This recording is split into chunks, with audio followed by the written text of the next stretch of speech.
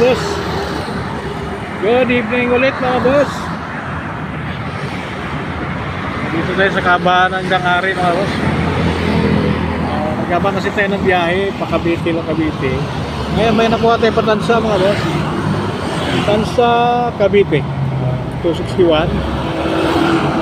Papuntang Tamara Subdivision Tansa. So na-pick up na natin to. Bulaklak lang din mga boss. Ngayon nakakuha rin naman tayo kasabay nito. Ito kasabay niya mga boss. Tansa pa din 186 lang. Okay, so Tansa Garden Villas. Yan. Unahin natin itong Tansa Garden Villas para matapos proceed tayo dito sa may Tamara Subdivision Tansa din. Okay, so mga boss,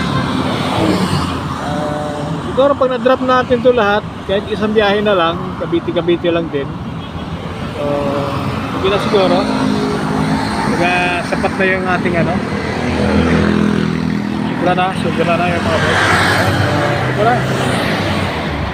Ito lang tayo. Sapat. Okay, so unahin natin to Tansa Garden Villas. Pakito po, lahat ito. Okay, so yun.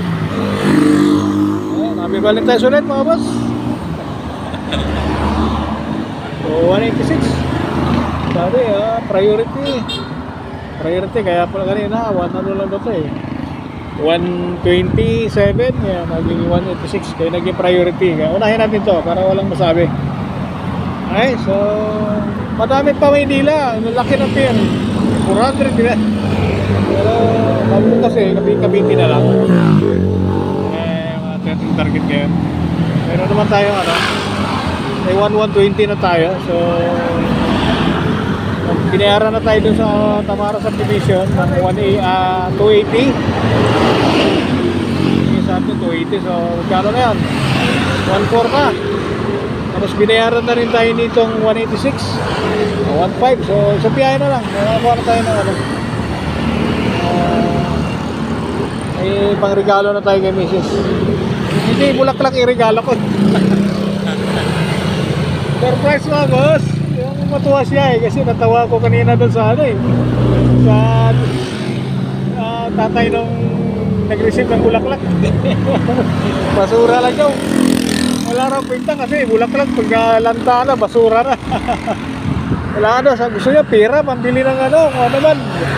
Mabili bigas, pagka-ulam o ano bang mabili na kailangan sa pamilya. Kaya practical yung tatay ng So let's go. Sino tayo sa Tansa? Dito pa tayo sa Imos area pa lang ito sa may Dangari. Okay, so ibalik na sulit. At tayo naghahanap buhay dahil ito yung tinatawag nating Valentine's Ride. Okay, and bye bye.